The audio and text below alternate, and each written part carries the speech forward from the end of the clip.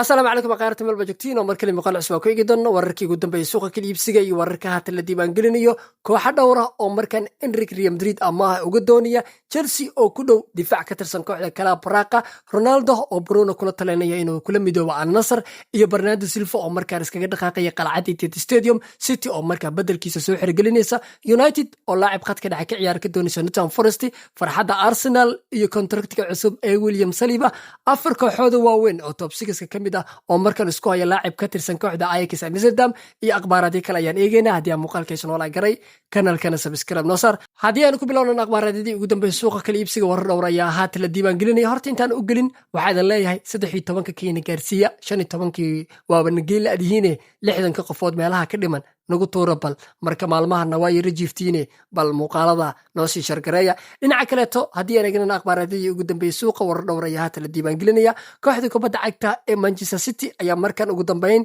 daaqada ka saaraysa Bernardo Silva markan Janaayo uu baxaya wiilka reer Portugal 31 jirka xulka Portugal markan diyaar waxa uu ah kooxda kubadda cagta Benfica oo haatan doonaysa ninkan in la saxiixdaan laakiin City haatan iyadoo ruuxooda bedelka laacibka lagu magacaabo Bernardo Silva ay diyaarsanayaan xidigan wali wuxuu ka yahay dooq muhiim ah safka koowaad ee macallin Pep Guardiola saddexdii kulan ee haatan Premier League ninkan laba kamid uu ku soo bilowday halka mid kalena oo benjiga ninkan uu ka soo kacayba sidaa daraadeed saddexdii kulan uu ka qayb qaatay laacibka lagu magacaabo Bernardo Silva laakiin haatan kooxda ka dhisan qalcadda Etihad Stadium ninkan diyaar ay u yihiin in iska fasaxan waxayna rabaan rag kaleeto inay markaas soo xirgeliyaan markan bedelkiisa waxay u soo qaadanayaan laacibka lagu magacaabo Fermin Lopez kaasoo ka tirsan kooxda kubadda cagta ee Barcelona waliba laacibkan Man City waxa la leeyahay Fermin Lopez lagu magacaabo bedelka Bernardo Silva ay u soo xirgelinayaan January ayana u dhaqaaqayaan xidigan sheekadiisa waxayna rabaan inay soo gabagabeeyaan macallin Pep Guardiola ayana si weyn ula dhacsan qaab ciyaareedka haatan uu soo bandhigayo wiilka kooxda kubadda cagta Barcelona ninka lagu magacaabo Fermin Lopez kaasoo kooxda kubadda cagta Chelsea si weyn ay u doonaysay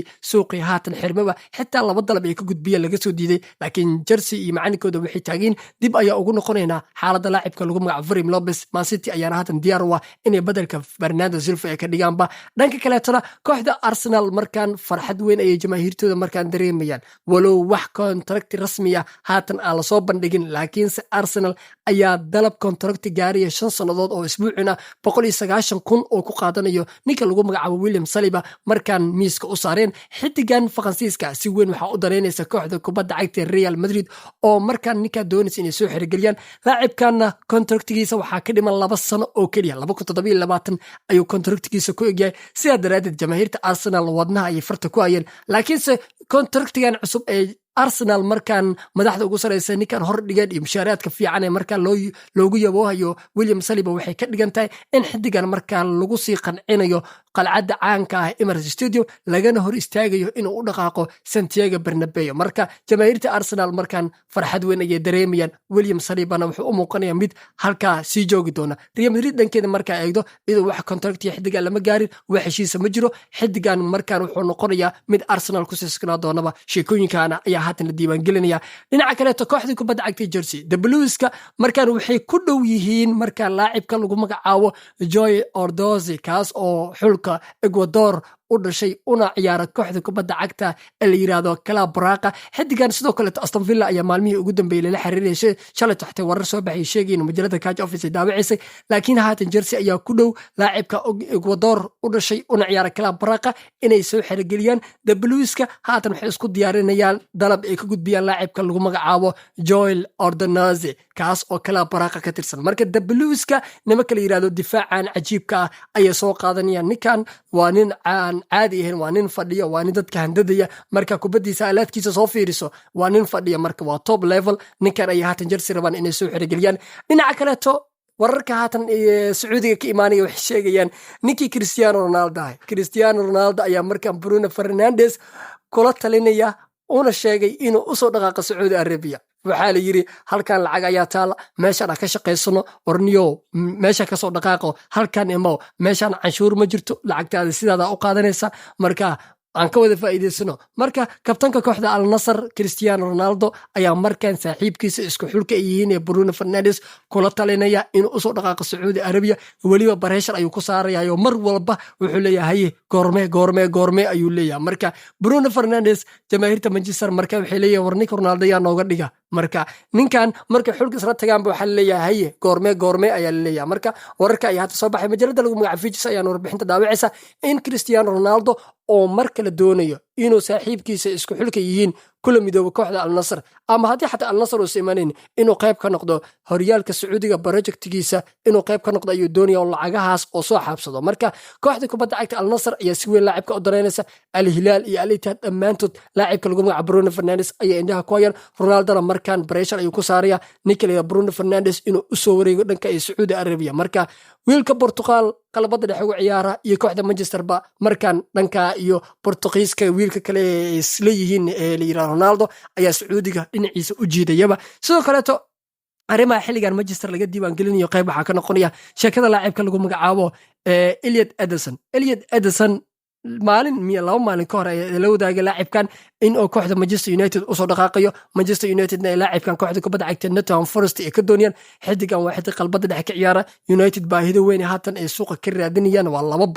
boos difaaca iyo boos laacib qalbada dhexe ka ciyaara ay si weyn u daneynayaan haatan laacibkan la yiraahdo Elliot Ederson ayaa markaan January doonayaan soo xirigelitaankiisa xidigan ayana markaan target ka dhiganayaan madaxda suuqa haatan Manchester u qaabilsan macna Amorim wuxuu leeyahay ninka lagu magacaabo Elliot Ederson iyo Adam Warhortiba waa in Old Trafford la ii keenaa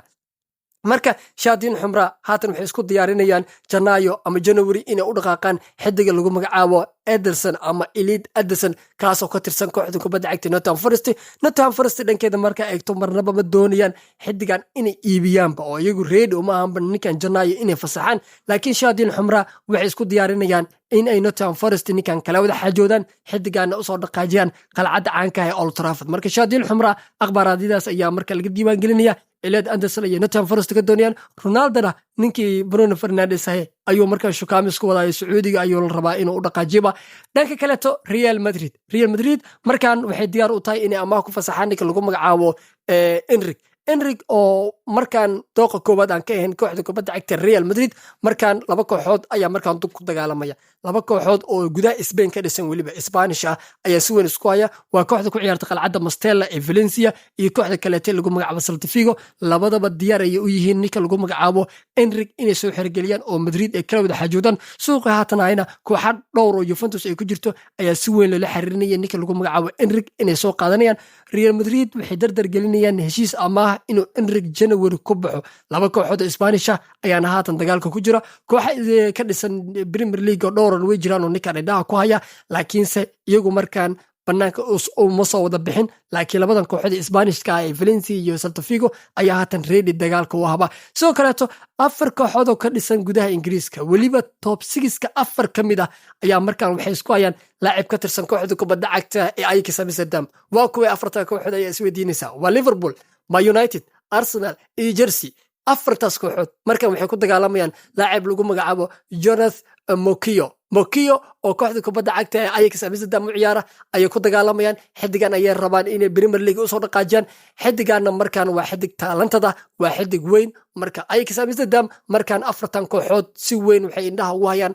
wiilka lagu magacaabo Jonathan